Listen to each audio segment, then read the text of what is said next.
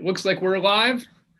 Thank you everybody for joining us. Tonight is a bonus edition of our Backcountry Show and Tell series. And we're gonna be spending tonight talking about backcountry etiquette here in Vermont. And we're gonna spend the first part of the discussion today talking a little bit about some of the COVID protocols that have been put in place this season to kind of help keep everybody safe. Before we get going, I do wanna make a little plug for the Catamount Trail Association and our chapters. If you didn't know, the Catamount Trail Association is a nonprofit here in Vermont focused on backcountry skiing. We manage the Catamount Trail, which is a 300-mile long backcountry ski trail. And then in partnership with our chapters, we manage a number of backcountry zones around the state to kind of like help people get out and kind of lower the barrier to entry for people that are, wanting to start exploring backcountry skiing and splitboarding. So tonight we're going to be talking about etiquette. All signs this year point to more people looking to the backcountry and looking to the outdoors to get outside and recreate. And if this summer was any indicator, we're expecting a lot of people to be kind of engaging in splitboarding, backcountry skiing, Nordic skiing, all these different types of activities that we get to enjoy here in Vermont. But with a lot of people come some challenges, and we just want to make sure that everybody's familiar with the etiquette so that we can all kind of play safe and be considerate and enjoy our time outside this winter. So before we get going, maybe we should do some introductions. Erik, would you like to start us off? Tell us a little bit about who you are, where you're located, and a little bit about your history and the backcountry. Yeah, sure. My name's Erik Osterlund, located in the Jay Peak region of Vermont. Been splitboarding for I guess it's probably 6 or 7 years. Before that, a couple of years of snowshoeing. Before I invested in the splitboard. Recently moved to Vermont from Boston. Prior to living in Boston for the past 12 years, I grew up on the border of Vermont, New Hampshire, in the Upper Valley region in Cornish, New Hampshire. So home mountain growing up was Ascutney. So it's awesome to see all the work that they've got going on there. So yeah, that's pretty much me. Awesome. Steve, do you want to go next? Yeah, sure. I'm Steve Sharp. I live in central Vermont.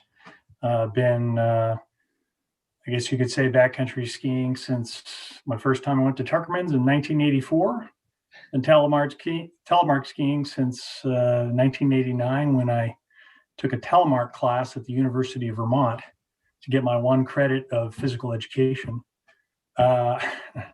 And ever since then, I've been freeing the heel and getting out there every year, just getting out and exploring.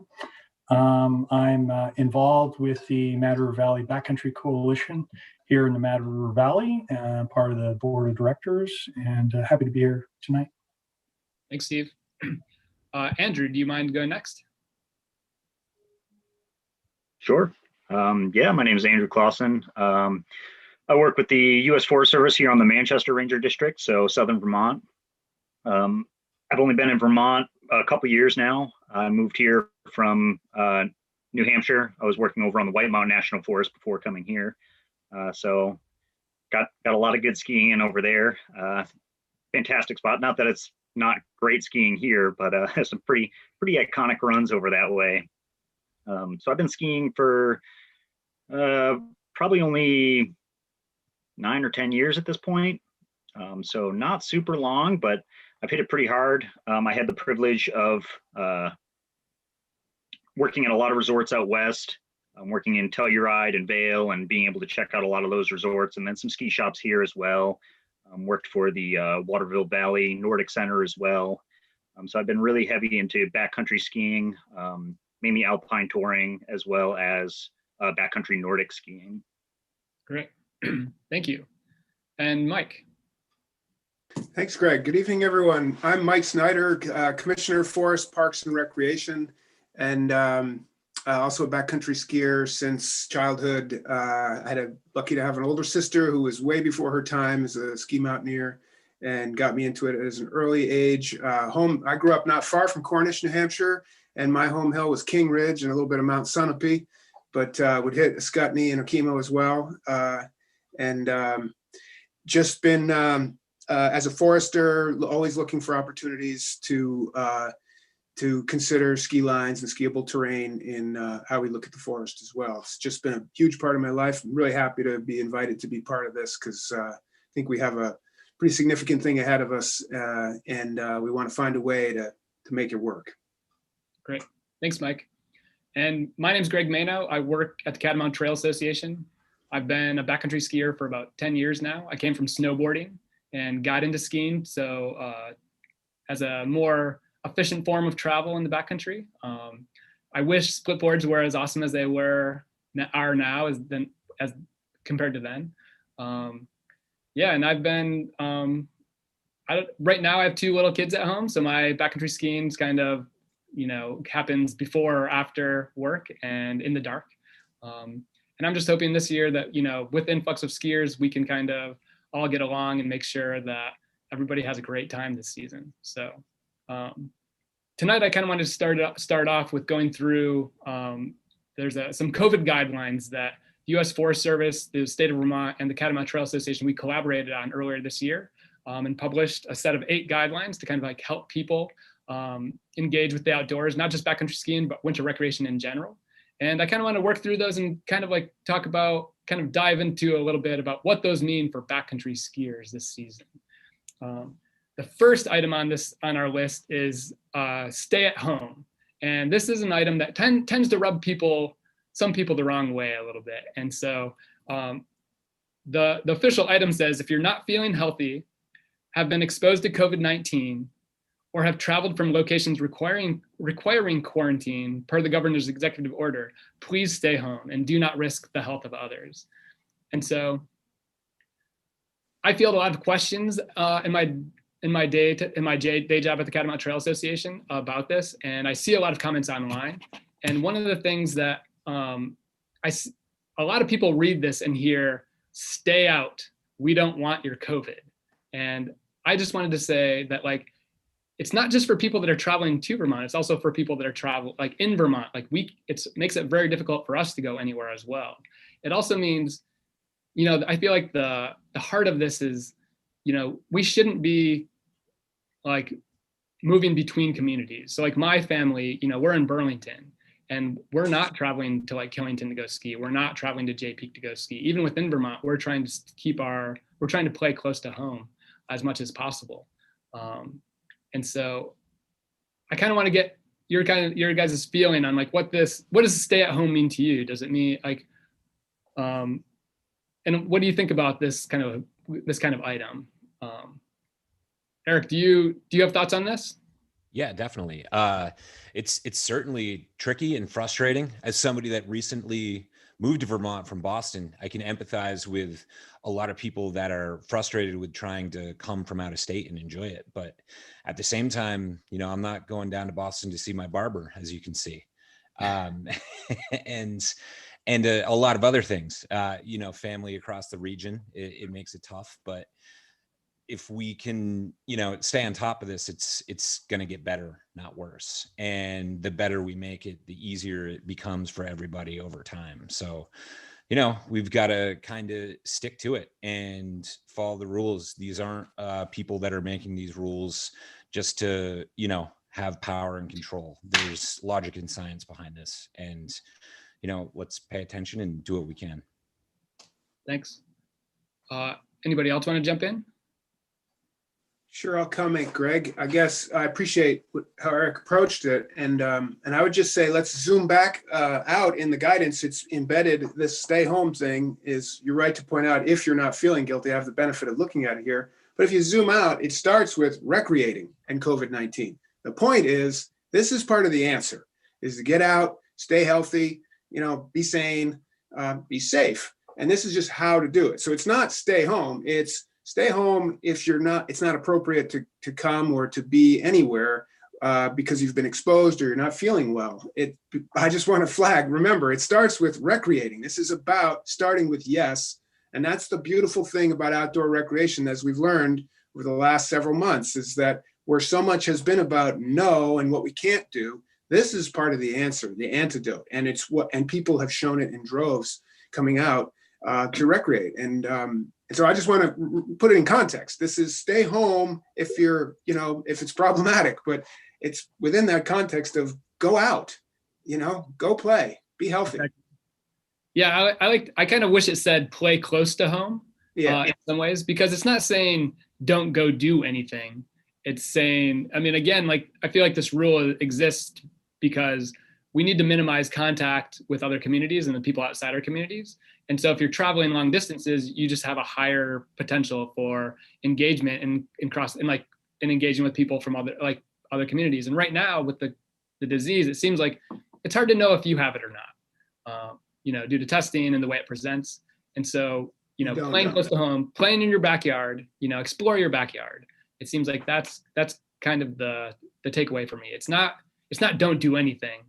It's, get outside, like you're saying. It's saying you go recreate outside. That is good. It's a good thing for you, but keep it close to where you live. Right. We got together to make a poster with this guidance from the health department, but we put it together in the context of this is good. Go outside and here's how you do it safely and well.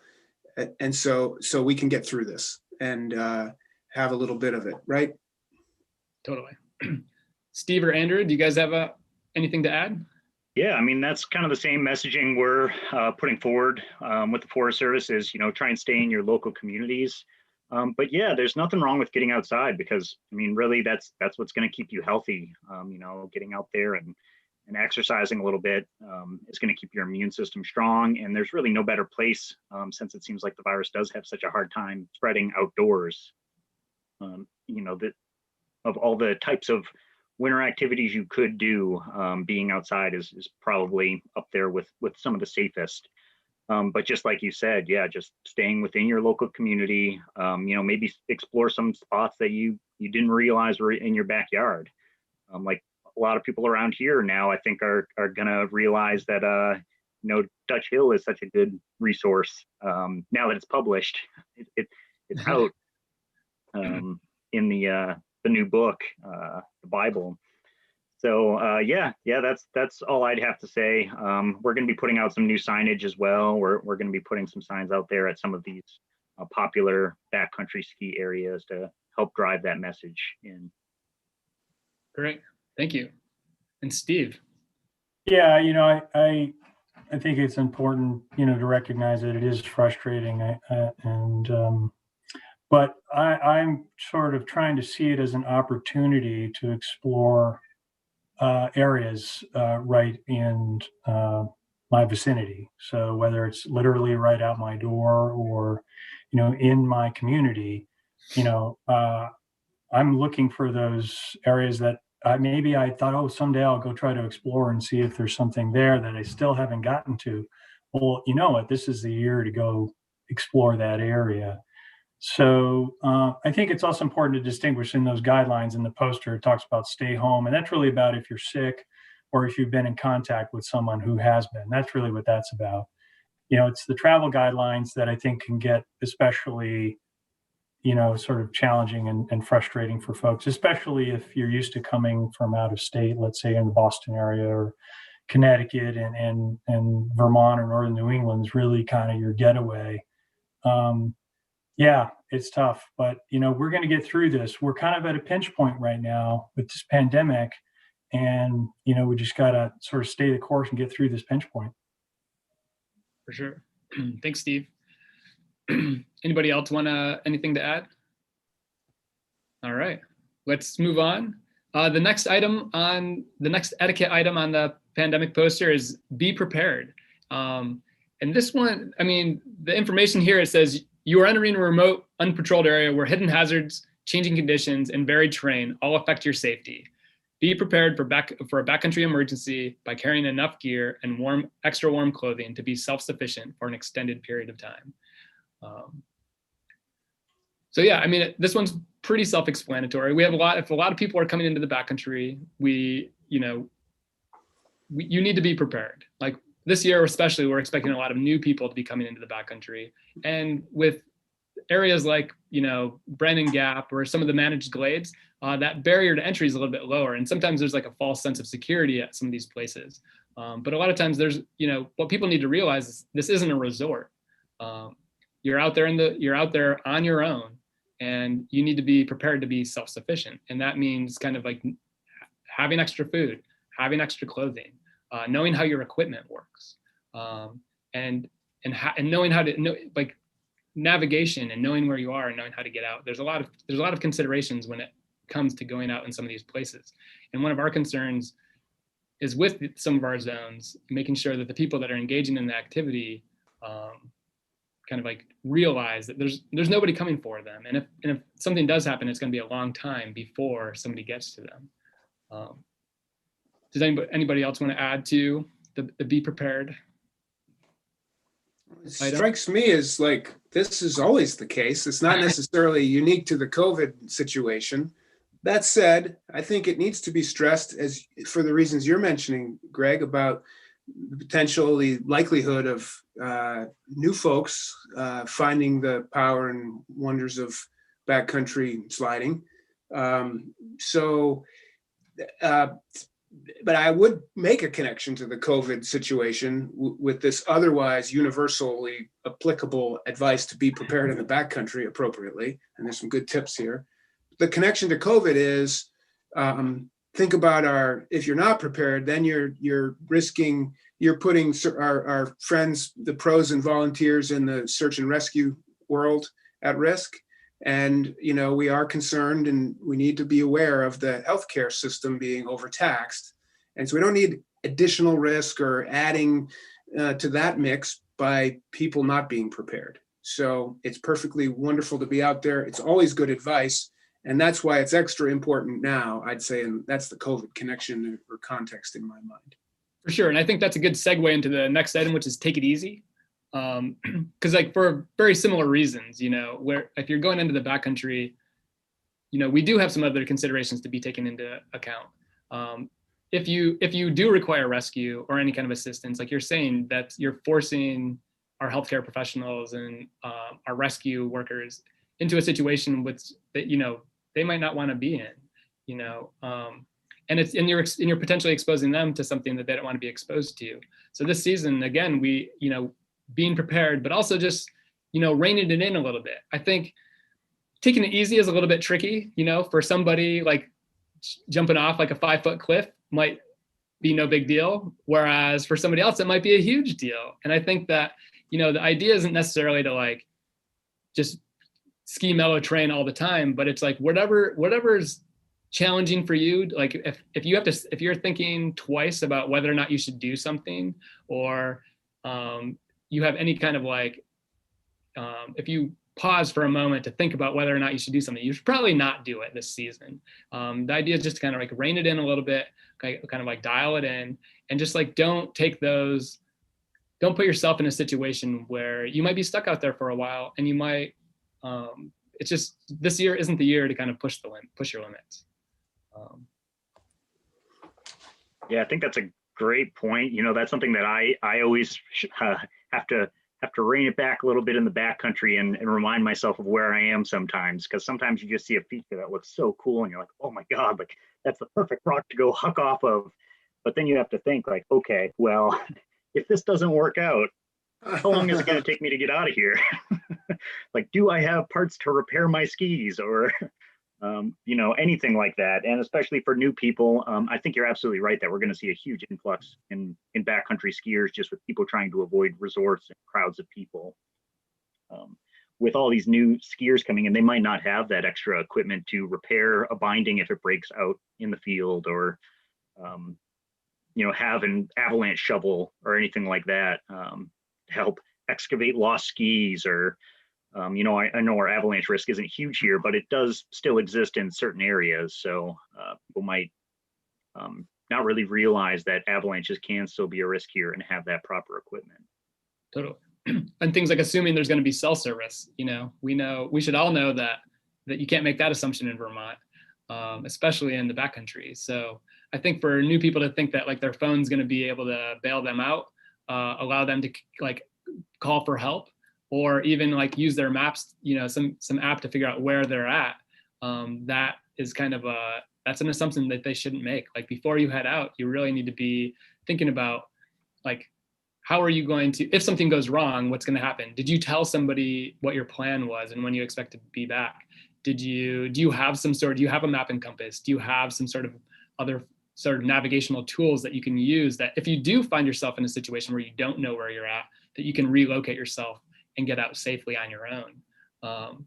Again, these are things that we should be doing anyway as backcountry skiers. But again, our concern is like, as if there's a large influx of new people, we're going to have more inexperienced people out there. And for us, we want to help try and communicate to as many people as possible, like what they should be thinking about. And then additionally, because of the pandemic, there are other considerations that we want to be careful of. We don't, like, our healthcare workers have enough to think about right now. They don't need to be thinking about unprepared skiers making poor decisions. So. Yeah, I really see these guidelines in many ways as relevant in any year. We just have sort of an additional veneer and some additional complexity, obviously with the pandemic. So things like traveling and having to worry about spreading COVID. But the idea of being prepared and being more cautious than you would be at the ski resort is one that is a good reminder, I think, for all of us, that even those of us who've been doing this for a long time, we can become complacent, and this is all a good reminder for both us and those who are new. Sure. And again, Andrew mentioned like AVI conditions, and I think here in Vermont, that's something that, as backcountry skiers and splitboarders, we don't often think about because we don't have to a lot of times. But I think people should know that there are places where there is avalanche danger. And it's really, and because we don't think about it very frequently, it's really easy to find yourself in a dangerous situation, and one, maybe not even be aware of it, and two, not be prepared because you don't have proper equipment on you, your shovel beacon probe. And then on a third level, we're not thinking about it very often, we're probably not practicing very often. So again, these things are things we should all be thinking about this year when we're headed out. And even if the travel restrictions kind of drop and we can travel to the Adirondacks, we can travel to the White Mountains again, we know that's avalanche terrain. But again, if you're not used to practicing thinking that way, moving in that terrain can be really, dangerous for you. And especially if you're unpracticed in using the tools. So I don't know. Yeah. I mentioned that one of the areas that I find that it's sort of the greatest vulnerability beyond like personal injury, or injury of somebody in your party, and that sort of highlights the importance of not traveling alone, and of having some first aid gear and thinking about how you would do an extraction and being self-sufficient. But gear repair, I think a lot of folks aren't necessarily prepared with a repair kit that they've actually tested and know will work on their gear. I have found myself very far deep in very deep snow with gear failure, and fortunately was able to repair and get out. And it made it very clear that if I hadn't been prepared, it could have been a really bad situation. So, and that is rare. I haven't had that happen very often, but when it does, and if you're not prepared, you can really get yourself in a tough situation. So, what was the key piece you had, Steve? Baling wire. There you go. Medium gauge baling wire was on the telly on the 3-pin, and hardwire 3-pin volet, and the rivet popped on one side. So I was able to put a baling wire through there, and I was fine. But each binding is different, right? Each binding is different. That's that binding. You may have a split bore binding. You may have an AT binding. Each one's a little different. So think about, like, what am I going to do with an AT binding when those little pins for some reason don't want to shut up? You got to plan. You got to have some plan and have some stuff. And yeah, it's a little more weight. And you're thinking, I don't want to bring more weight, but throw it in there. You need it because you never know. Well, the hope is with all this stuff, right, you never have to use it, right? And if you bring it, you won't. If Yeah, you don't bring it, It's like a rule. yeah, it's one of those things. Yeah. totally. Great. You'd always at least have duct tape, though. The universal binding repair kit. Yeah, Rollaway else straps, fails. duct tape, and Yep. baling wire. That at a minimum. and safety pins and blister material. I feel like that's your kit, you know, like nothing slows a tour down or like puts you in danger quicker than somebody with like shredded heels that isn't moving fast enough. And that's super common. I feel like we run a bunch of tours, and blisters are by far one of the most common ailments, and that really puts people at risk if they're going point to point and, you know, conditions aren't fast and it's getting dark and cold. What There's some about good for a board, references Eric? out on the internet for repair kits, so check it out. Yeah. And next week, next Tuesday, we're going to be doing a show and tell focused on repairing first aid kits. Oh, great. Neil Van Dyke will be joining us as well. So I don't know if you guys know Neil, but he's been kind of like the go-to search and rescue person in Vermont for a long time. So should be a lot of good tips next week. Should we move on? All right. So the next item we're going to do is keep your distance. This is definitely more of a COVID-specific guideline. We all know that by now that 6 feet is the recommended minimum distance. 6 feet is more is better. And I think that we should be, you know, focusing on how this applies in the backcountry. And so more, you know, if you think about like in the skin track, you know, I feel like if you have two groups, if you're approaching somebody or a group is approaching you, you want to make sure that you're moving well off the skin track. And at the same time, make sure your group moves all to the same side of the skin track. This summer on hikes or biking trips and other things, like you see groups, you know, split apart to the other side, and then you have to like navigate through the middle of them. And it's nice to be able to, if everybody chooses one side, then the person that's passing gets, you know, they can move 6 feet, they can go 12 feet, they can go as far as they want to feel comfortable. And so I feel like making sure that you moving to one side of the trail gives that other group the opportunity to choose how much, you know, space they're comfortable with. And it just makes sure that, you know, people are staying safe and people feel safe as well, because you want to, you know, just because you give somebody 6 feet doesn't mean they're comfortable with that. And I want to make, you know, it's nice to be able to take that extra consideration and just give them the opportunity to choose their own path around you instead of forcing them up through the middle. I also want to make a point right now. I've noticed a lot this season since the pandemic hit, like when I go running, I see a lot of people use the distance as a way to like disengage with people that you're passing. And I personally like to wave or say hi or smile, you know, at everybody I pass, just to let them know that me moving to the other side of the street isn't anything against them. It's really just me respecting their space and giving them the option to like not crowd them. And so I just think like I want people to be careful about not engaging with other people when they're out there. Like this is a fun experience we're having if we're backcountry skiing or splitboarding, and I want to make sure that we're sharing in that experience, and we're not, you know, we're not using it to kind of like segregate ourselves or separate ourselves. We should be kind of enjoying this together, and you know, just recognizing that I'm having fun, you're having fun, and we're sharing this experience, and that's a good and important thing. It's good for your mental health. It's good for our physical health. It's like the shining light during this pandemic. Anybody else want to jump in? Yeah.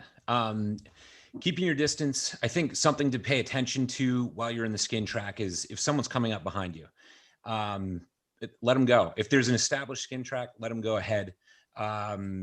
Don't make them, you know, pressure you or stay right behind. If they're trying to go faster than you are, step off, you know, be polite, be kind. Likewise, if you're coming up behind somebody and you want to pass, maybe ask. But then that always gets tricky if you're breaking trail and someone's breaking trail for hours and they're almost at the summit and you want to pass them right at the top, maybe let them drop first. So a couple things to consider around those lines, but probably not best to be up on the back of their skis for a while. Yeah, exactly. Say something, let them know. And then like you're saying, be respectful of those first tracks if that's what's at stake. You know, if somebody put the time in to earn them, like let them have that reward. Yeah, and I'd also say, you know, it depends on the zone, but don't just go setting a bunch of other skin tracks. It's usually best to have one consolidated skin track, depending on how wide or what type of terrain there is. You don't want 50 different skin tracks meandering around one kind of tight zone. That's going to take a little bit of the fun out of it, especially as those skin tracks ice up throughout the season. So try to keep them consolidated. Totally. Well, it's kind of like snow management, right? You want everybody to be practicing snow management. There's only so much terrain in a zone, right? And you should be reusing that skin track as much as possible. If you go to one of our managed zones, there will be an established skin track, and it's typically those have been laid out in a way, hopefully, to minimize there aren't any steep section or overly steep sections to kind of minimize the challenges that would come from a lot of use. So, and the idea behind you're saying, making sure that the skin track and the skiing areas are kind of separate. You want to minimize interaction between uphill and downhill traffic, because just like at a resort, you wouldn't park yourself at the bottom of a jump and in the line of fire as people are coming down. And so when you're setting the skin track, you want to make sure you're not going right up the gut of something or right through some place that somebody's going to be skiing down. You want to kind of keep it to the edge, keep it out of the way, make sure it's not too steep, because that makes it challenging. And if it's too steep, once it ices up, it's going to force people to kind of choose other paths. And so if you want people to stay on one skin track, whoever's setting it needs to make sure that the established skin track, they're establishing it in a way that's usable for all users. Anybody else? Perfect. I was just going to say, in terms of to keep your distance, just to kind of jump on the idea that we're keeping our distance because of this pandemic, and which is a challenge because often we're trying to socialize. But if we keep our distance and we're smart about that, it doesn't mean you need to be or you can't be social. So I know myself, I'm a social animal. Each of us are a little different, but I like to make some connection with folks when I'm out there. And I can do that as long as I'm doing it at a safe distance. So I can say hi and how's it going? Isn't this great day or whatever? I think most folks really want to make that connection. And so don't let it keep you from making those connections. Yeah, for sure. Thanks, Steve. So we'll move on through the items. The next item we have is know before you go. And this one again is kind of intended to be a little bit more of a COVID specific, a pandemic specific guideline. It says backcountry use peaks between 10 a.m. and 2 p.m. on Saturdays. Go early, go late, go during the week.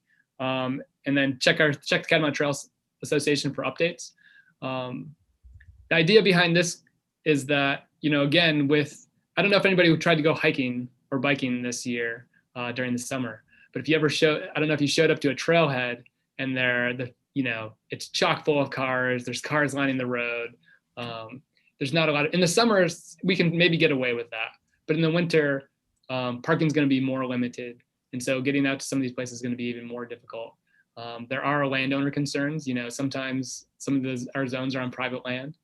Some of the areas that people like to frequent are next to, have neighbors that necessarily don't want you parking in their yards or in front of their driveways. And so as a way to kind of spread out use this season, we're encouraging people to kind of just think about the times that you're going out and participating in, backcountry skiing. There are obvious high traffic periods. 10 to 2 on the middle of the day on the weekends is always going to be high traffic. If you can avoid those times, you're going to help kind of spread use out. If you have the ability to ski during the week, ski during the week. If you can go before work in the morning or in the evening, do that. It's just one of these things. Again, if there's a large influx of people into the sport, we're going to have parking is going to be one of our biggest issues, and we all need to kind of work together to kind of minimize the fallout from having crowded parking spots and around the state. Anybody else want to add anything? Yeah, this is one of the things that I'm concerned about. This summer, hiking trails, biking trails, they were all really busy. And this winter, I'm a little bit concerned just with the lack of ability to carpool and people parking at trailheads, overflowing the trailheads into the roads, people trying to camp overnight at trailheads, and then maybe they, even need to get towed out, and there's all sorts of crud left, and that takes up 2 or 3 extra spots. And I think worst case situation would be you get a bunch of people parking along the side of the road. It's bad conditions in the road. I know a lot of trailheads are on main highways with, pretty fast speed limits. And we don't want somebody getting hit by a car that isn't expecting, 20 or 30 cars spilling into both sides of the road. So really try to, if you can, have a second or third option at the trailheads that you're thinking of. You get there and it's full. Try to move on. Don't just stuff your car into a snowbank 3/4 into the road. It's going to be a tough year for stuff like that. And I think avoiding that would be good. Bring a shovel. If you're showing up early and there's a bunch of crud, keep it in your car. Try to get rid of it. If you get plowed in while you're there, because it's a storm day, we all love that. But as you leave, maybe try to get rid of some of the snow that's built up around your car. Anything you can do to help. Totally. I think that, and that kind of bleeds into the next point, be considerate. And I like your point of bringing a shovel, just because, leave it better than you found it, right? Maybe if there's it's just this, we can all do something to kind of help improve the situation. And like parking considerately. How many times have you shown up to a parking lot and there's space for 10 cars, but there's only 5 or 6 cars there, and like there's not enough room? Take that extra 30 seconds to kind of like reposition your car, get your buddy out of the car, or just take some extra time and make sure that you're parking tight so that there's space for other users. These are little things that go a long way over the course of the season. And so, we're all just thinking about these things and thinking about other users and what can we do to make sure the person that comes after us has a good time as well. That's going to go a long way to helping us have a good year. And so and that's every season. This is something we should be doing every season, not just because of the pandemic. And hopefully some of these kind of like stick with people because there's a little more emphasis on them this season. But these are things that are going to help us have.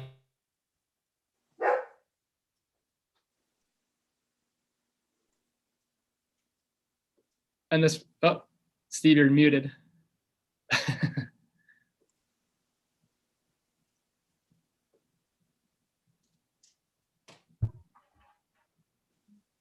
Was that the dog biting into your internet connection there, Greg?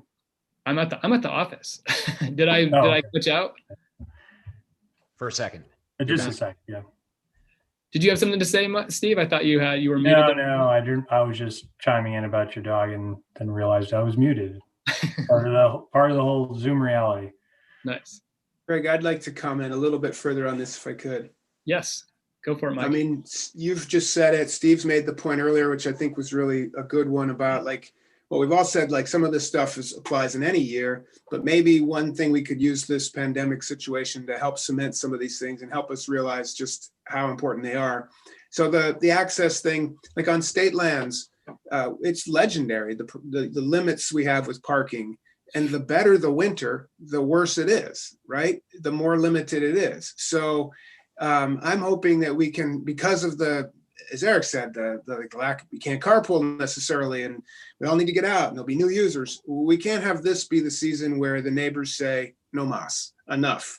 Because I'll tell you folks, my inbox is pretty immense, and we hear from our neighbors, and it's really important on public lands to have good relationships with our host communities and the neighborhoods, the people who live there. So how you drive in, how you drive out, and the parking, and it's really limited. Particularly, we've just inherited some of these places without a master plan for providing for the full access. Now, with the CARES Act money, we've actually at the agency have invested in some significant upgrades, which is really great.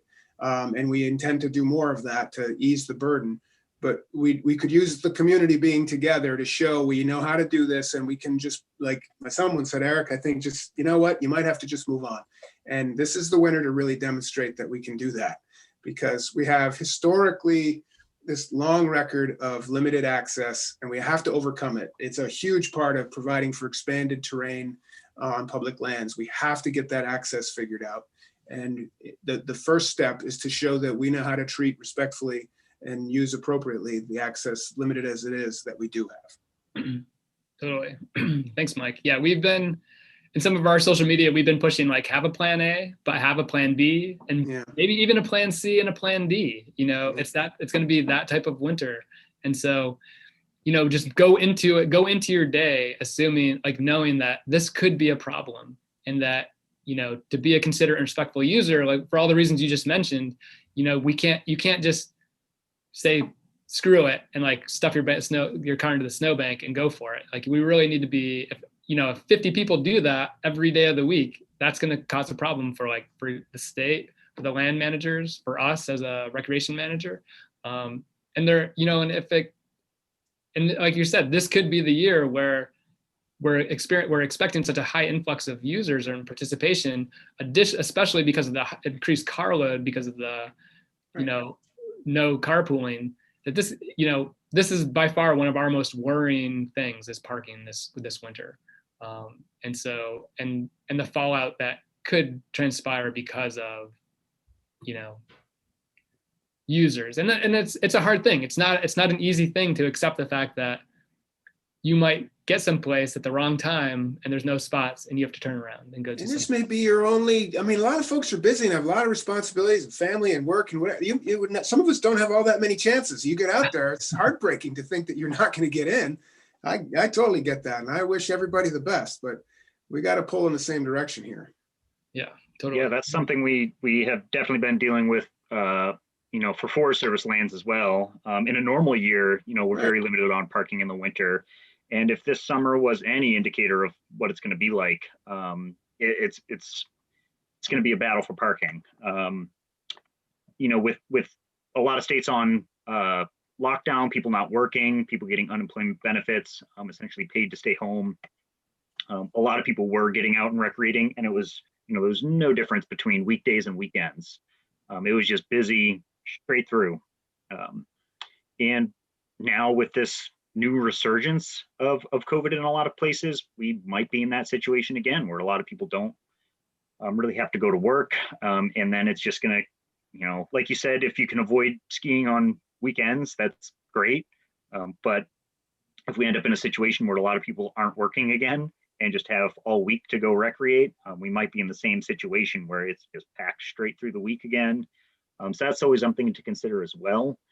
If you're thinking like, oh boy, like I don't have to work, like let me go out, that's probably what a lot of other people are thinking as well.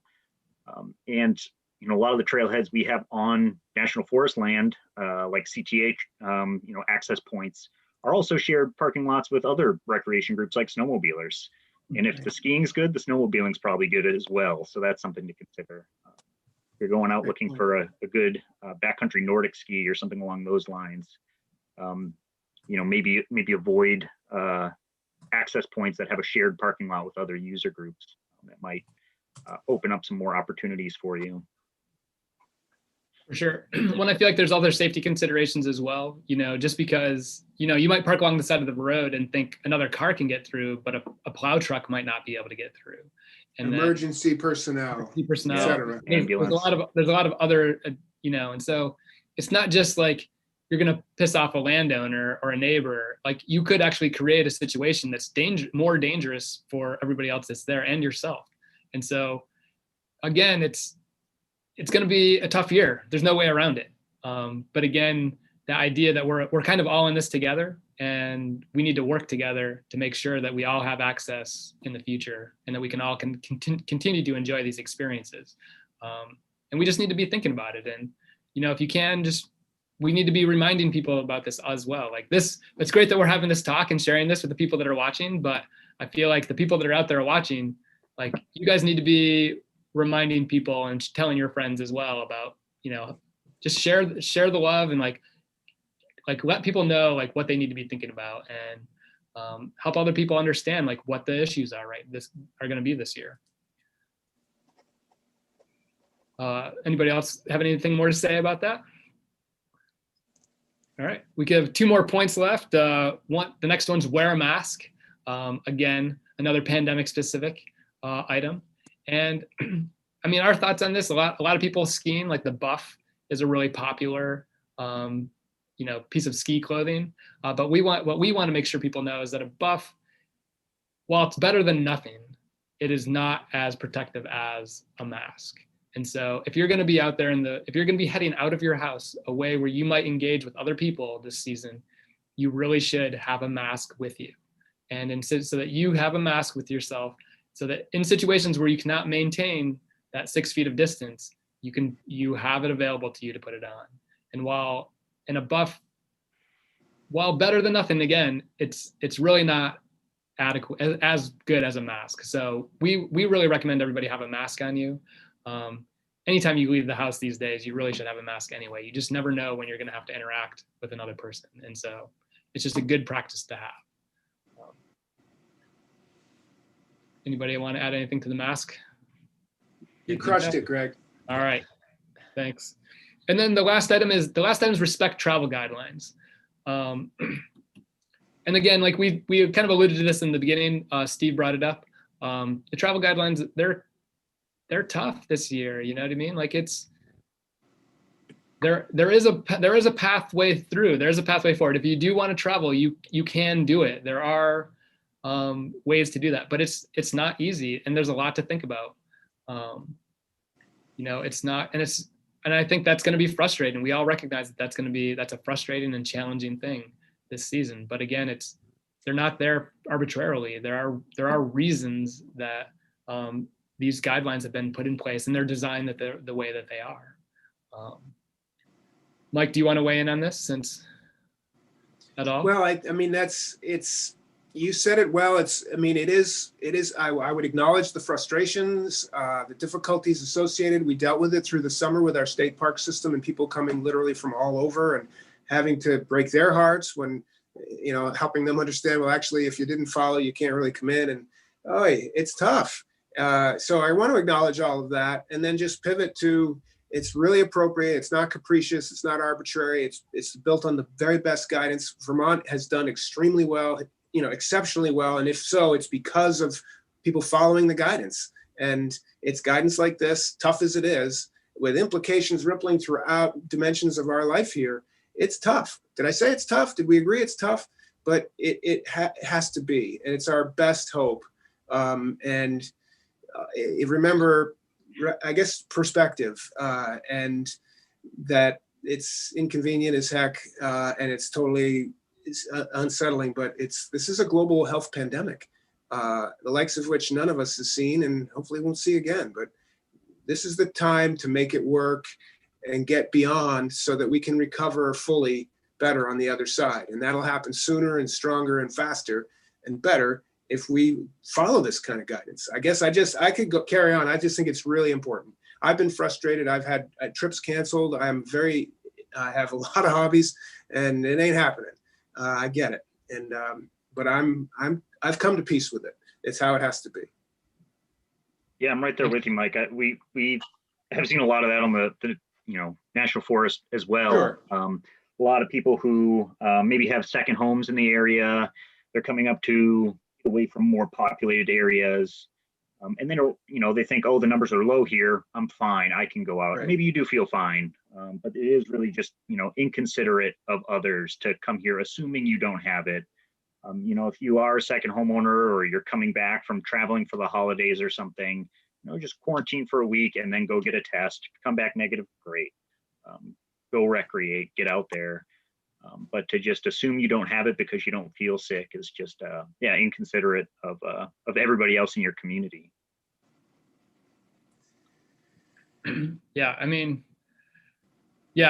I think we agree. It's tough and it's inconvenient and nobody's psyched about it. You know what I mean? It's like you said, they're not arbitrary. It's designed because of the way the virus and the presents and how the symptoms present. And that's just the boat we're in right now, and we're all in it together. no matter where you live, like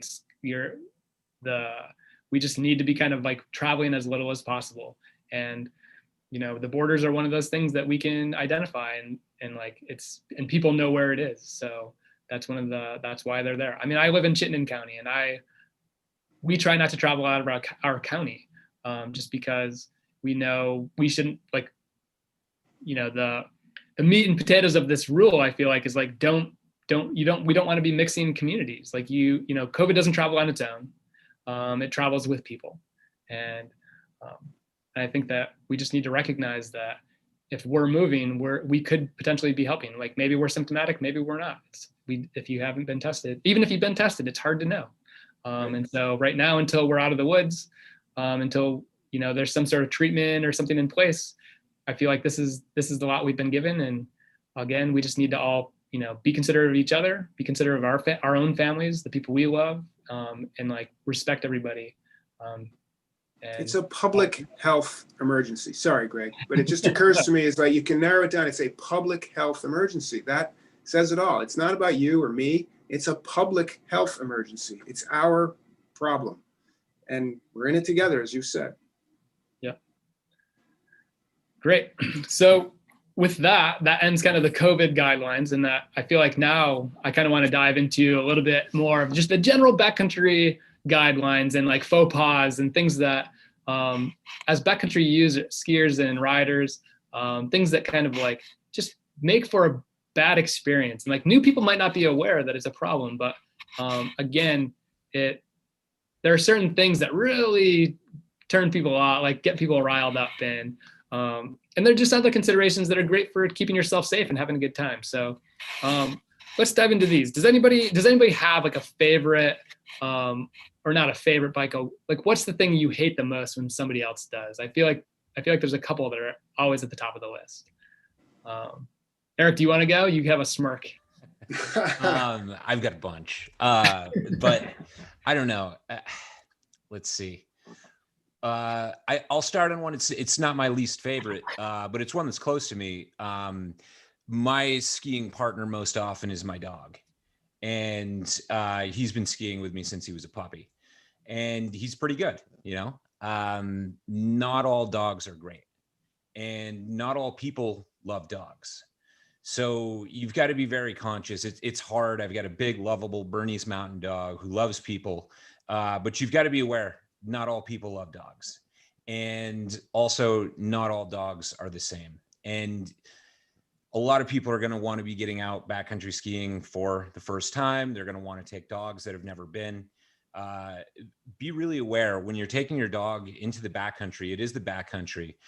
This isn't a grassy meadow somewhere. Underneath the snow that you're floating over is a lot of obstacles, and a lot of those can be sharp sticks that can injure your dog. There's a variety of different things that can happen. Some dogs are better built to be in the snow all day than other dogs. A dog with long hair is probably going to do better than a dog with short hair. You got to watch their paws. There's a lot of stuff there. So be aware of your dog. Make sure that your dog isn't going to go chasing after somebody and scare them or ruin their day. Also, make sure that your dog isn't going to ruin its day and your day by getting hurt, getting cut by somebody's edge, getting hurt by something under the snow, getting too cold, all those things.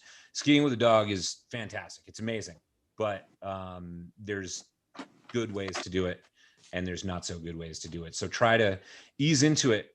Feel your dog out. Anytime I go with my dog, I don't consider it me skiing. It's a fun dog walk for us both.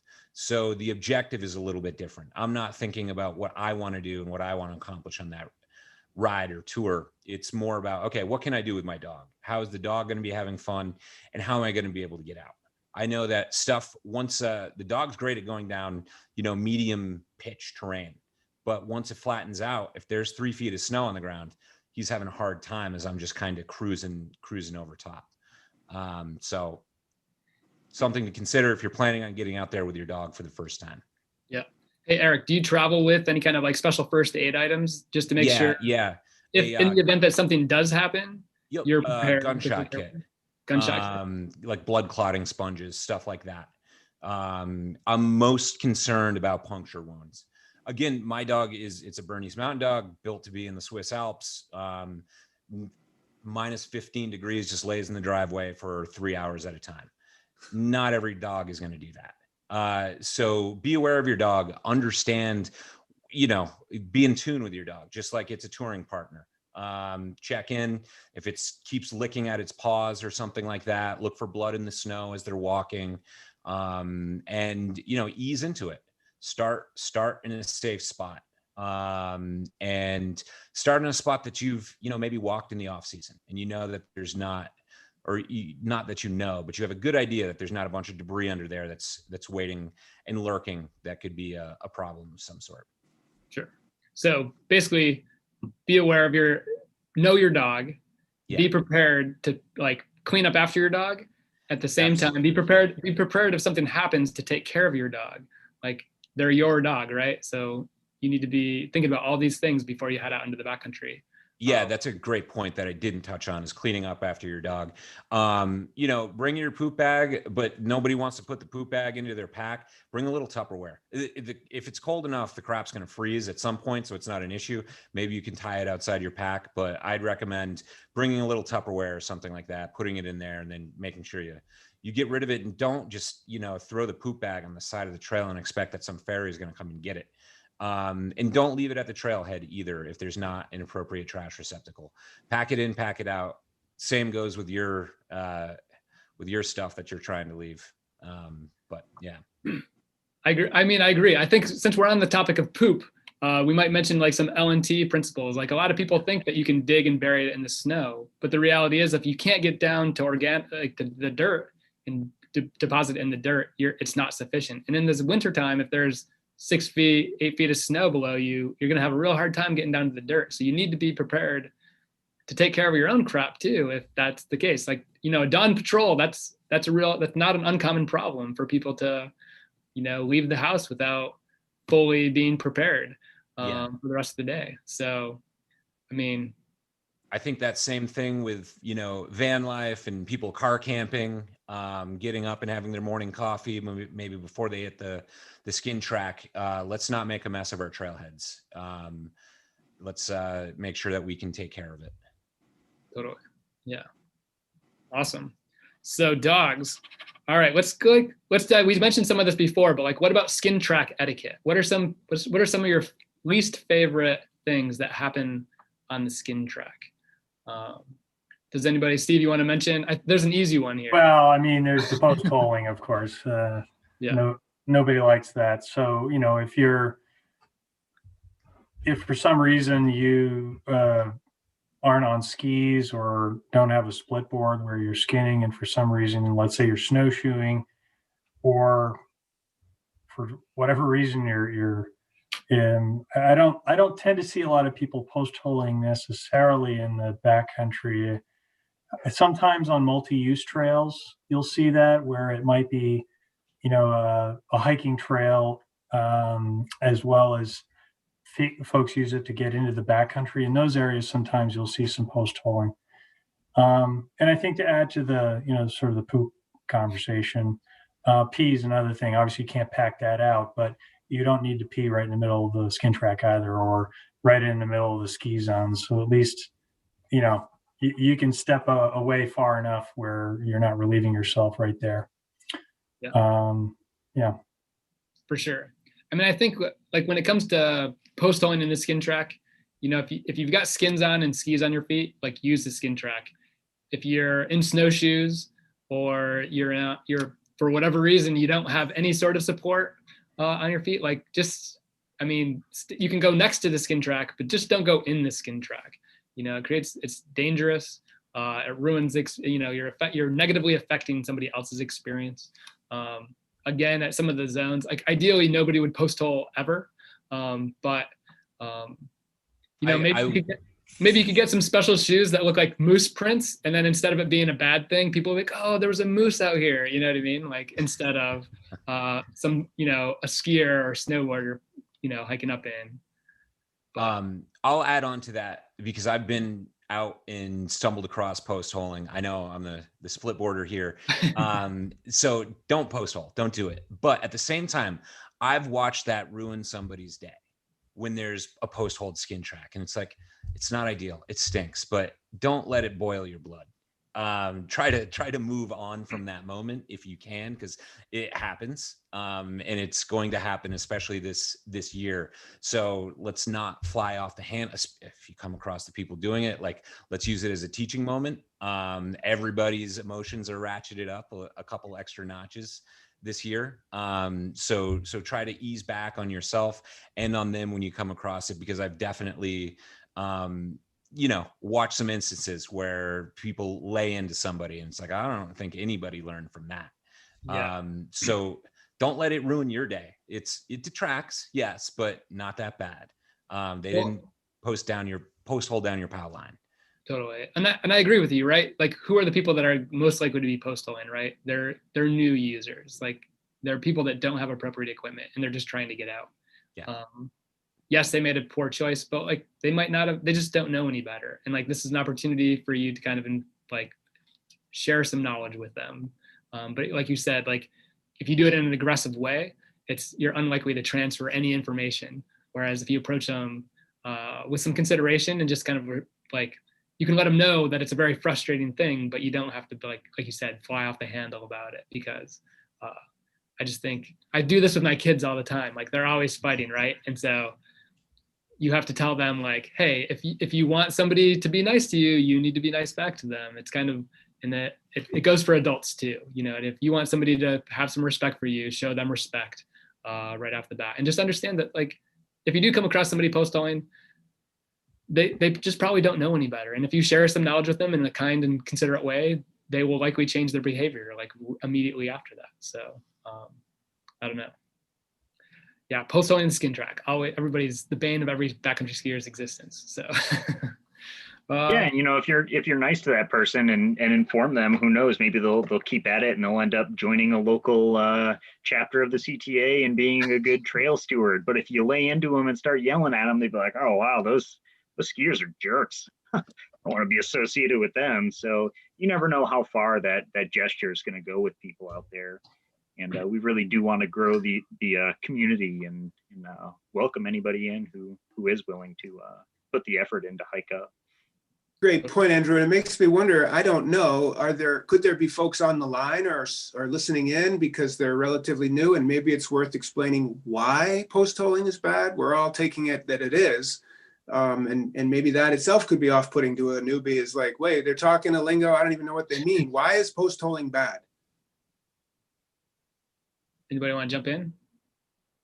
Well, so first, to define post holing, when you skin up in the backcountry, you're on skis or a split board that's in ski mode, and it spreads out your weight and creates basically like a flat surface that other skiers can easily kind of like glide up. You don't have to pick up your feet very much. It makes for, after the first person breaks trail, it makes for a very efficient way to get uphill.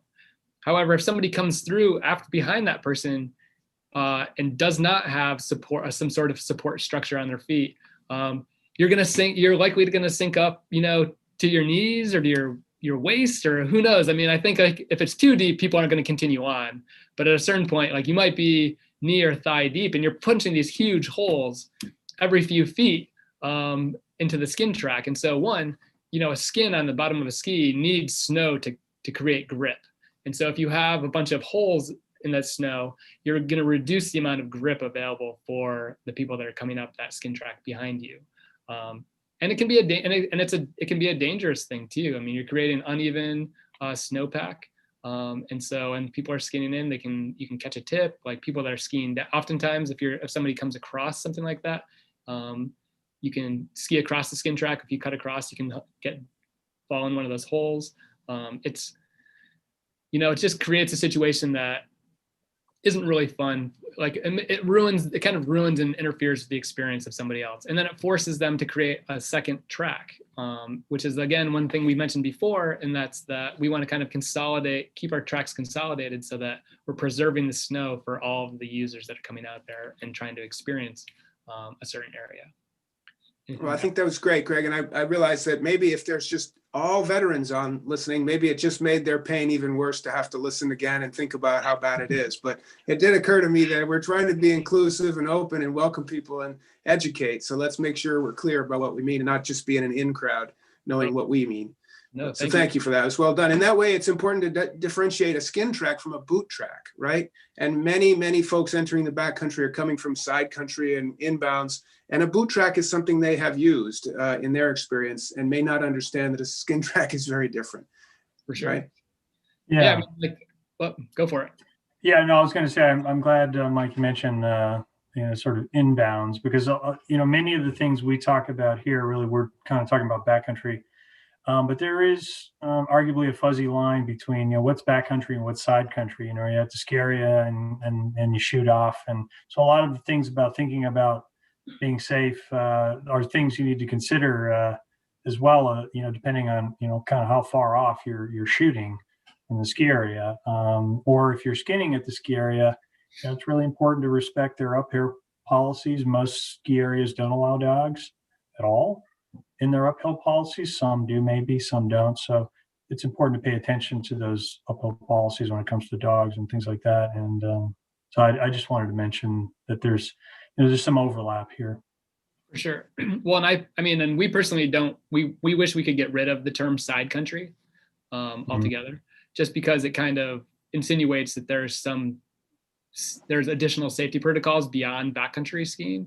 And the reality is, like, as soon as you exit the boundaries, like, you're on your own, you know what I mean? Like, your proximity, you might be closer proximity to, a patrolled area, but patrol doesn't have, they're not coming for you. They're not going to be sweeping that area to make sure that you're safe. Like, you need to be just as prepared if you're going to be skiing out of bounds at a resort as you would if you were headed into the backcountry away from a resort.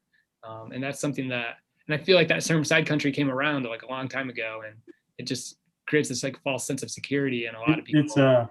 It's a fuzzy term that you need to be smart and you need to be thinking. Some of these areas that are on the edge are maintained graded terrain that are on the map, and they are swept terrain. But you also need to understand that then you go beyond that, you're not going to get swept.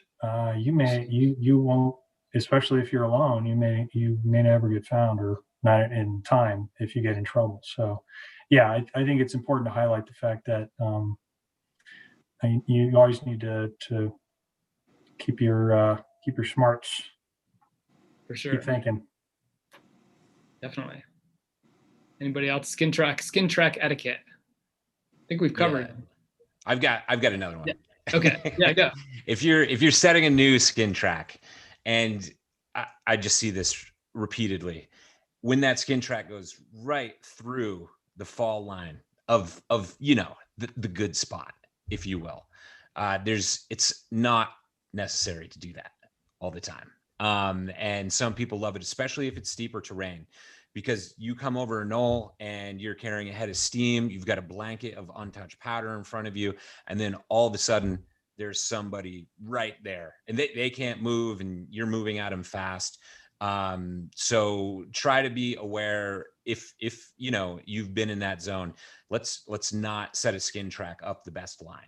I think we touched on a little bit earlier, but off to the side, not where the best snow is. For sure. I think like you're saying, like, consideration for different types of traffic, like as you're moving uphill, like try and avoid where, the bulk of the downhill traffic is going to be, stay out of the way. Just realize, like, you're kind of locked in as when somebody sets a skin track, you're kind of establishing the route up that everybody else is going to take. And as you're headed up, like, everybody's kind of locked into that route. And so you want to make sure that kind of like that traffic corridor is separated from the downhill traffic as much as possible, and if it does have to interact with the downhill traffic, the flow of downhill traffic, it should do so in a way where, like, sight lines are as long as possible so that people can adjust accordingly. So yeah, and that's kind of that sort of the art and the science of laying a skin track. Totally. Yeah. I feel like we could spend an hour about how to set an appropriate skin track. at least. But just generally knowing like, yeah, like there's certain things that, and hopefully if you're a new skier, you're not there, there'll be somebody else, there'll be a skin track to follow at a lot of places for you. And if you're at any of our managed zones, there's a signed skin track. So you don't even have to you don't have to make a decision. You just follow the places. So let's see. So skin track etiquette. What about parking? Let's get back into parking, because again, that's one of our biggest concerns this year. And is there any kind of like parking lot etiquette or parking etiquette? I mean, I think we touched on most of it, like park tight, take some extra time just to make sure there's space for other people. I liked your tip of like bringing a shovel and making sure, just the idea that like something might happen, you might get plowed in. There's a variety of reasons you might need that shovel, but at the same time, you could, just leave it better than you found it. And that'll help improve somebody else's day. If you can block somebody in that's your friend that you're there with, okay, that may not be the worst thing, but don't block other people in. Totally.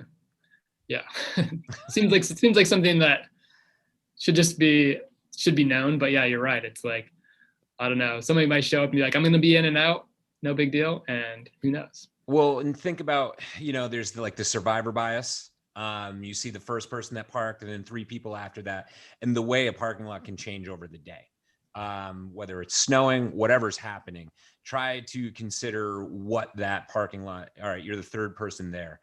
Think about what that parking lot's going to look like at 11:30 a.m. when it's full or about to be over full when you're parking, so that other people can park considerately around you without blocking you in. Or if you are there with, your touring partner and you can park too close to each other to save room for other people, consider doing that. But don't park right up on somebody's passenger side door. Give them room to get in and out.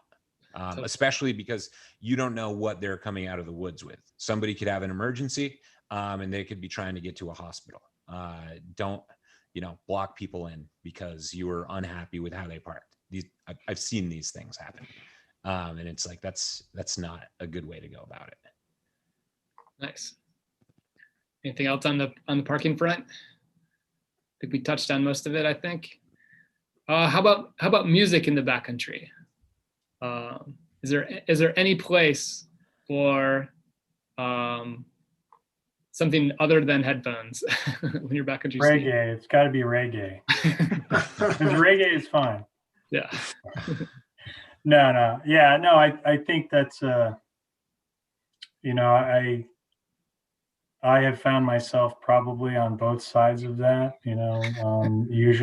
often actually I find myself not using anything just personally. I just kind of like to just be out there. But earbuds, but I have found myself before, I forgot my earbuds. And so I just fire up my Spotify on my phone, assuming I have service, and I'm just like kind of, got it dangling or whatever. And I'm alone. But then, I might run into people and I'm, sort of realizing not everyone necessarily might appreciate my reggae. Yeah. I mean, I think it's just like, it's that consideration, right, for somebody else's experience. And so you're welcome to have whatever experience you want, as long as you're not negatively affecting and it's hard to know if you're negatively affecting. Maybe someone, like you said, maybe if it's reggae, you'd be psyched to have somebody come up the trail playing reggae, and like that would be a positive thing for you. But at the same time, like you just don't know. And so anything you do that could affect somebody else's experience, you should try to avoid.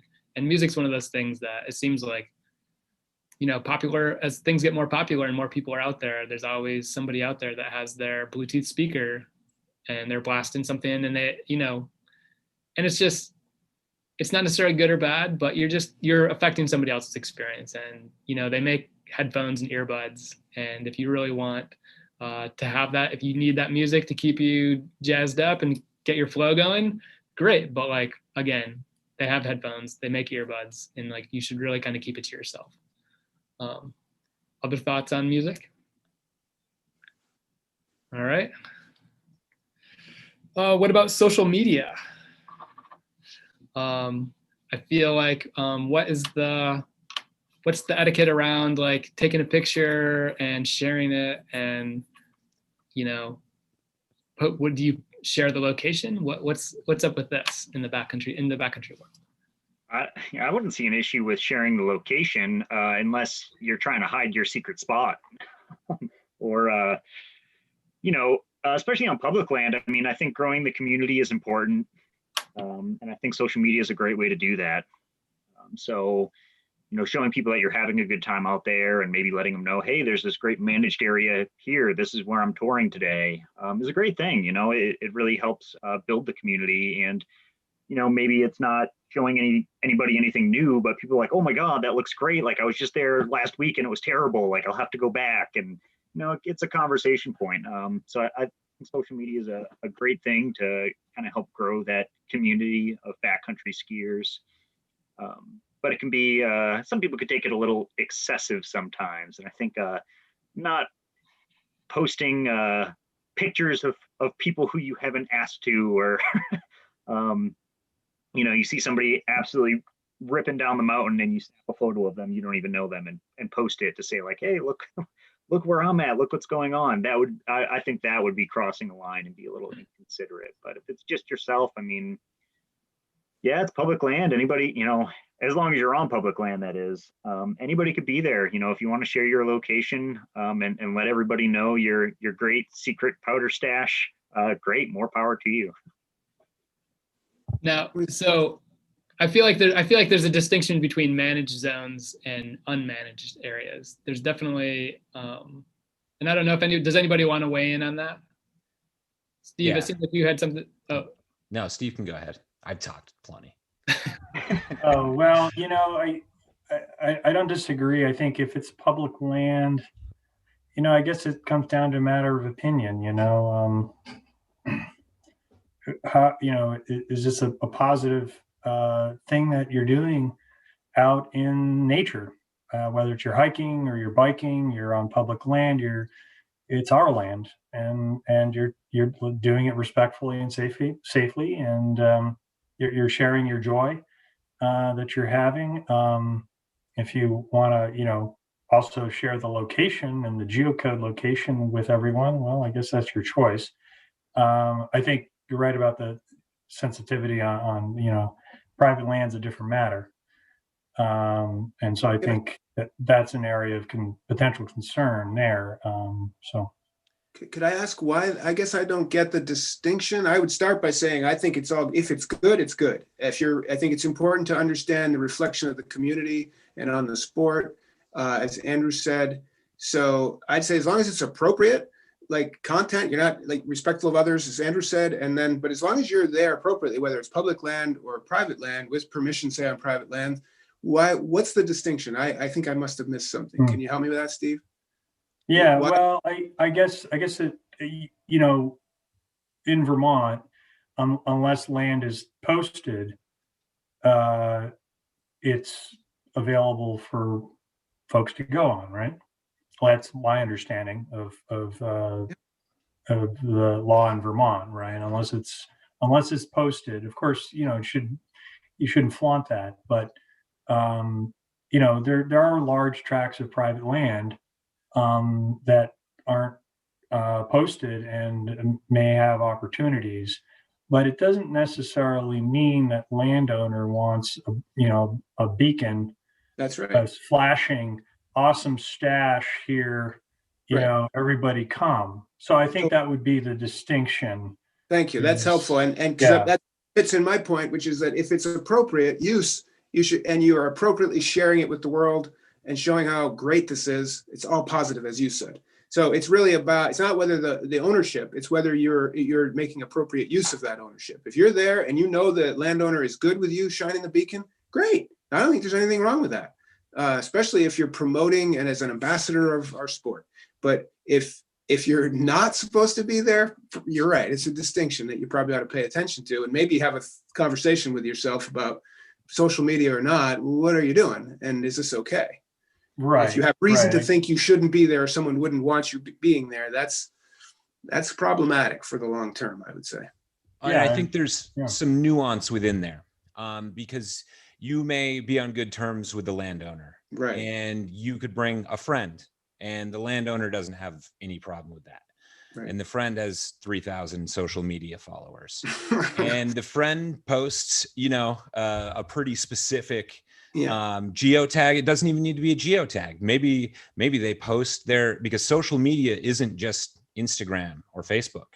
It's Strava, it's other things. And now all of a sudden there's this indelible mark that's showing somebody specifically where to go for this limited quantity resource on somebody's land that maybe, somehow you were tangentially invited to. And now anybody can go on there that's got Strava Premium, download the GPX track, email it to their 10,000 friends, and the next weekend there's 3,000 people there. I'm overinflating this a little bit, but this is exactly what can and does happen, especially if something like that gets posted on a backcountry touring Facebook group that's got 20,000 people in it. And then all of a sudden you've got other issues and all sorts of other things start closing down. So I think there's, some etiquette in there, and Vermont backcountry has long had a show don't tell type of philosophy behind it, especially on private property. And I think it's important to be in tune with what that local community feels about different zones. And just because you're aware of it doesn't mean that you have the authority to make everyone aware of it. And some people don't even know that they put it on their Strava, that anybody can go and download that GPX and email it to anybody. So once it's out there, and be aware and cognizant of that and what that could mean for, your friendship. Maybe you don't get invited on any more tours, or whatever it may be. That's worst case situation, but I like to be a little bit vague about something at times. Well, I'm really glad I asked, because I think that's really helpful, and to understand those nuances of the distinction. And again, I think, but I'm good. I think it's still, if it's good, it's good. And that includes being respectful to these other dimensions. And that's great. That's really helpful, I think, and sage advice. For sure. I mean, I think, again, like if it's like any of the managed zones that now exist in Vermont, like those places, like take pictures, share away, run Strava, GPS the crap out of it. Like those are adequate places. I think I would agree that it gets a little bit murkier when you start talking about unmanaged public locations, because yes, I feel like, yes, it's like skiing is an approved activity on these areas, but when a certain area sees a lot of traffic, there tends to be that tends to create an incentive for activities that aren't legal to happen on those public lands, like cutting and thinning and other vegetation management problems. And like part of the reason we, for having backcountry zones, like managed backcountry zones in Vermont, is kind of like focus some of this energy and kind of trying to minimize the amount of illegal cutting and illegal vegetation management that is happening out there. But I think that you definitely need to take that into consideration. Like if you are skiing or you're touring in an area that isn't an official zone, like managed zone, it might be a high use area already. But you should be, I think you need to think twice about whether or not, like what you're sharing, like take a photo, share that photo, but like sharing that location, sharing the GPS location of that, like, again, like Erik was alluding to, like, it's really easy and people are out there like looking for this information. They're scouring Instagram for cool photos from whatever, like whether you're out west or whether you're here in the Northeast, and they're trying to find where is that? And they're going to go through and they're going to try and find out where that location is. And so it again, like you're saying, it would be nice if it was an approved use, it should just be good to go. But I feel like at a certain point in time, like if concentrated use leads to activity that's not legal, and we need to be concerned about how, if we're sharing certain information, will that eventually lead to, things that we don't want to happen. Great. And that's really glad, Greg, that, I'm sorry, go ahead. No, go, you can go. Well, I'm really glad that I didn't have to be, I thought I'd be the one that has to mention illegal cutting as a public land manager. So thank you for bringing it up. And if you don't mind, if we come back or stick with the social media, if we haven't finished there, I do want to mention this. I think I have to, as probably my choice for my biggest faux pas is the idea of cutting vegetation without authority, especially vegetation that's not yours, which includes public lands. I know there's a long history of it, and many of the lines we ski now and accept, and I know there's a sense of, well, it's just me, and no one, this is remote, no one's going to see it, and it doesn't really matter. And I guess I'd just really like to ask folks to think twice about this. It's not okay. It's actually a crime. It used to not be a crime. It's a criminal offense now. And more importantly to me is nothing less than the future of our ability for expanded public lands access is in the balance. And we got to get this right. My point would be not to be the Debbie Downer, but to say, if you found a great place on FPR lands, and I'll speak to our lands, that you think makes sense and is great, and come talk to us. We have a long history of accommodating requests for zones, routes, trails. And I, for one, as commissioner, as a backcountry skiing commissioner and forester, I want to see more of this. And it's a battle. Not everybody does, folks. And it's not helping to have, I'm a big backcountry hunter. And part of my reason I'm not that good at it is I'm either thinking silviculture or ski lines when I'm out there instead of looking for deer. And I find these things, and I'm not the only one. And they're not cool. And as much as I want to ski them, it breaks my heart because it's not helping. And I know there's so much terrain and it's just me in this area, but it's a tragedy of the commons and kind of thing. And it hasn't really bitten any of us yet. And I'm just saying it's going to. And it's to me, it's the single biggest threat to expanded access on public lands. We got to get it together. You got an idea, you have a place, come talk to us. Let's work something out. It's not a rubber stamp, but I, for one, am super into helping find ways to expand access, and it's got to be done appropriately. And this is I guess I'll just say it again. It's a threat. And Andrew, Forest Service, I mean, am I wrong? No, I'm right there with you, Mike. That's my biggest pet peeve as well. With any, backcountry skiing, or really any backcountry activity, because we don't see it just with skiing, but we see cutting for all kinds of activity. But skiing is definitely a big one. People glading in areas that they think would be a fantastic ski area. Yeah. And it might be. And, we're more than happy to work with local clubs and organizations. Usually if it's just an individual, it makes things a little harder. Yeah. So I would say the best way, if somebody is interested in developing an area or getting involved with doing some glading or trail clearing, is to seek out your local ski club chapter, your CTA chapter. Just get involved with the clubs, because we are more than willing to work with clubs. But when we see illegal cutting out there, it makes things so much more difficult and challenging to make anything happen. We really don't like to adopt illegal networks. So when we find these illegal networks, it makes it pretty difficult to do anything with that in the future. Where if that was brought to us as a proposed project through a local club, we'd be much more willing to work with that club to make it happen. This is one of the great strengths. I'm glad you mentioned the group effort and the club base, that this sort of community supported skiing kind of thing popping up across the region is the answer. It really is. It's the way forward. And agencies like ours, I think, need those partnerships. Everything we've done, whether it's the Catamount Trail Association, Green Mountain Club, VIMBA, VAST, it's through the partnerships and the group togetherness and keeping it together. That's how we make it work. So I would underscore that as well. Thanks, Andrew. Yeah, I'll also bring up, I know Erik mentioned Strava. That's another thing. A lot of illegal trail networks get posted on Strava. So that's something to be, something to recognize if you are out there recreating. If you're going off of tracks on Strava, you might be skiing on an illegal trail network. Unless it's official and it's on a Forest Service map or a state map or something along those lines, it might not be legitimate. For sure.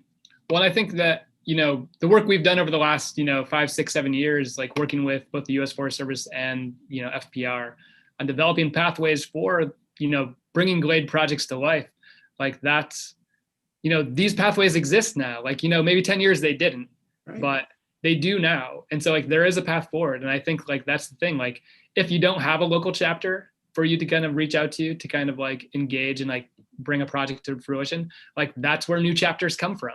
You know, you get organized, reach out to the CTA, and we're going to help you kind of like through that with that process. We'll help you with the proposal. We'll connect you with the right people, you know, and we'll move this in a way that's as likely to happen as possible. You know, like you said, it's not a rubber stamp, but there's a process. And if you go through the right channels, there's a high likelihood that of success, a higher likelihood of success for sure. Frankly, I'd really thank you, Greg. And thanks to the CTA for providing that backbone and making it happen. You know, I'd like to think that I'm not at this forever, and this particular role, I'm proud of what we've done. I want to institutionalize it as much as we can so that it sticks and lasts.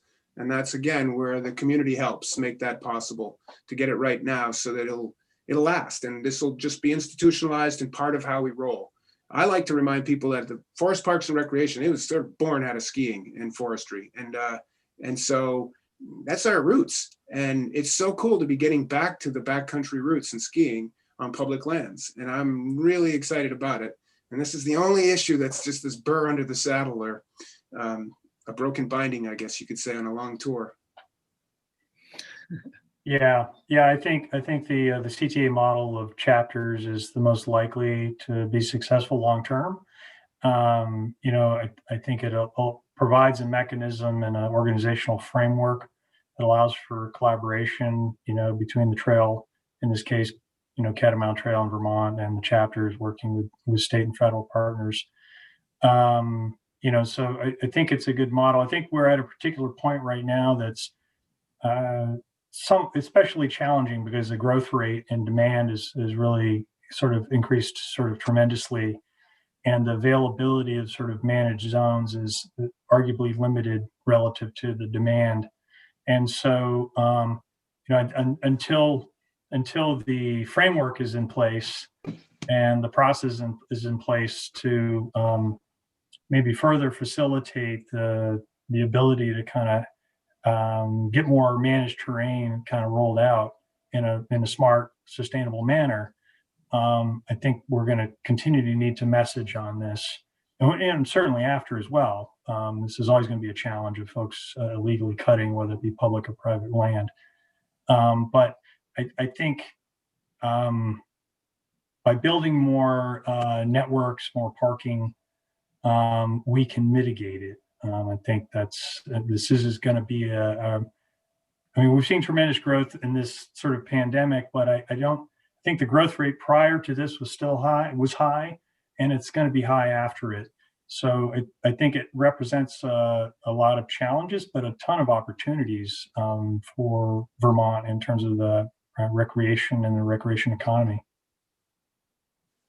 Greg. And that success in turn kind of comes back in to support the growth of this. It's a better time than ever before to do this the right way through these, you know, a community approach, because the connections to local economies and wellness, just the increasing awareness, the spotlight, frankly, that's been put on the power and goodness of outdoor recreation, including backcountry skiing. So the time is right to capitalize on that goodwill and not screw it all up, you know, with inappropriate behaviors, I guess. So yeah, that's the positive side, really, is that we have a great chance to really enhance and lock this in for the long term and build more on it.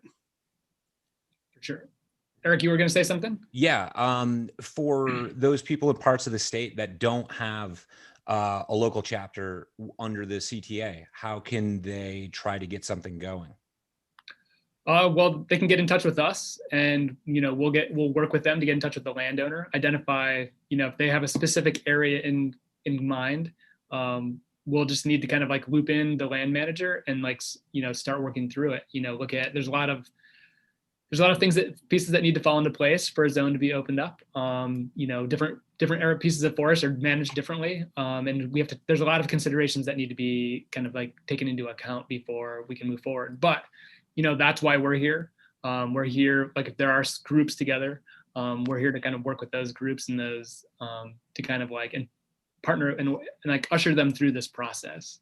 And so it really depends. One of the important components is like for a chapter is like that long-term maintenance. We need a community. If a zone's going to be kind of like, if a new zone's going to come online, we need somebody to take care of it. And so like with the Catamount Trail, we have trail stewards that take care of individual pieces of the trail. With the current zones that we have chapters that are responsible for the maintenance. And there are guidelines for, depending on whether it's U.S. Forest Service land or state land or private land, we do have guidelines for how those areas are managed. And so we need to, and the chapter is kind of responsible for implementing those guidelines.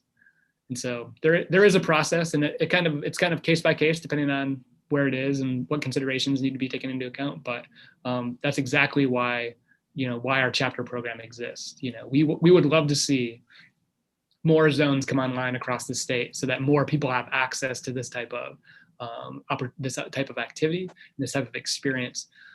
I should let people know it doesn't happen overnight. You know what I mean? It is a process. And so, but if we never start the process, it's never going to happen. So, yeah. More zones would be great. We would love to see more organized backcountry groups come together. Like that's our future for sure. Great. Well, I wonder, is there anything outstanding, any other etiquette items that we might have missed that you guys that are hanging out there that we should mention? What about what happens if you come across somebody that's obviously unprepared to be out there? What is your responsibility? Anybody want to take this one? Well, I think I like the ski nice and be nice. So let's start with that. But yeah, be prepared to provide whatever assistance you can. And maybe that underscores even more the value of being prepared yourself. Because if you're prepared yourself, you're going to be more prepared to, help somebody else who might be in need. So you have that repair kit. Maybe they're having a gear issue. They don't have a repair kit. Maybe you can help them. And you've thought ahead and you've brought your mask so you can safely put your mask on so that you can help them. And so I think it's important to be have the mindset that something may not happen with you, but something could certainly happen with somebody else in your group or someone else in another group where you may need to, provide assistance. Anybody else have thoughts on this? I mean, I feel like we're all part of the same community, right? And so if you come across somebody that's having a rough day, whether because of unpreparedness or a stroke of bad luck, I definitely feel like it's kind of our responsibility to take care of each other, and whatever that means. Like you said, like lending them some gear, helping them out, maybe cutting your day short to go get help. We know how hard it can be to kind of communicate with outside help in the backcountry. And so I think that we're one community. We're in this together, and we need to look out for each other, whatever that means. Like we can't just like, we can't separate ourselves from somebody. We can't be like, oh, they're unprepared, they're on their own. I think that's a bad way to approach this. I think we need to be willing and ready to take care of each other. Amen. Yeah. It's just like if you're going out on a hike, and maybe you've got a light with you, you're going to look at stars on the top of a mountain. And you see somebody else that doesn't look like maybe they're going to look at stars on the top of the mountain. They're just going for a hike. And you just kind of check with them. Hey, do you have a light with you? If you see somebody leaving the trailhead, at 3:30 p.m. and they seem like they might be a little bit out of place, just check in with them. Maybe get them thinking a little bit along the same lines that you are. Don't judge them hard. Be polite, but maybe try to instill some curiosity. Ask them if they just seem lost.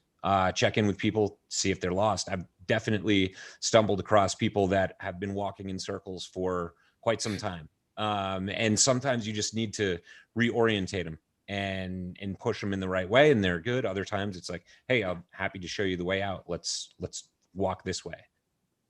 And Sure. sometimes people in that situation are too embarrassed to admit that something went wrong, or they're underprepared, or they don't know where they are. And really just that act of kindness, just checking in, saying, hey, you okay? Like, you know where you are? That might spark them to actually admit, like, oh, hey, yeah, I actually am a little bit lost.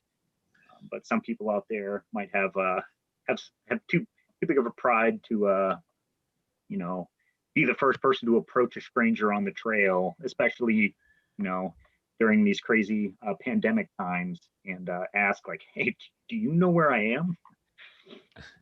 Yeah.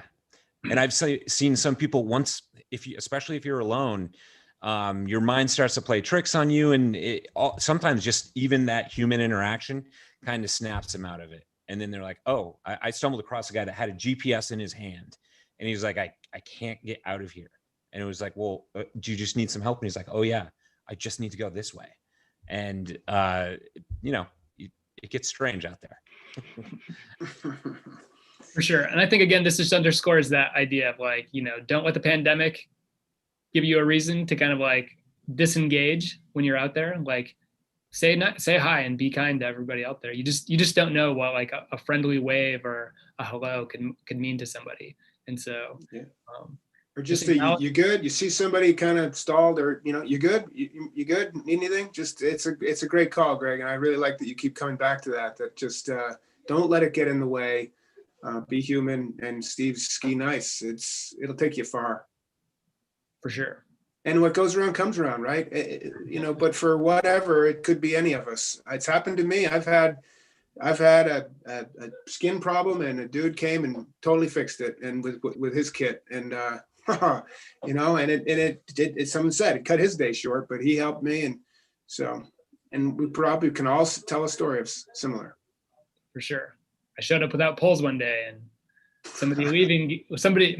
Mark from the Outdoor Gear Exchange was just leaving, and he gave me his poles, and so saved my day. It's better than when you show up to the parking lot without your ski boots. Yeah, that's a tough one. With your friends there. Yeah. So yeah, there's an etiquette point right there. Like, bring your ski boots. Like, but again, be prepared, right? So, all right, guys, I think we're getting to the end of our list. Unless there's anything else, we have any other points anybody wants to make? Seems like you guys all feel pretty quiet. I do want to take one last moment to mention the Catamount Trail Association. This is hosted by the Catamount Trail Association. We are a membership and donor-supported organization, so I would encourage you to kind of visit our site at catamounttrail.org and check out what we're doing. We wear a lot of hats here, and if you like what we're doing, consider becoming a member. If you're near one of our chapters, affiliate with the chapter. That helps. Your membership money goes directly to support those chapters when you affiliate. And consider making a donation, because it allows us to continue doing the work that we're doing here in Vermont. So, all right. Thank you, everybody. Yeah, thank you for putting this together, Greg.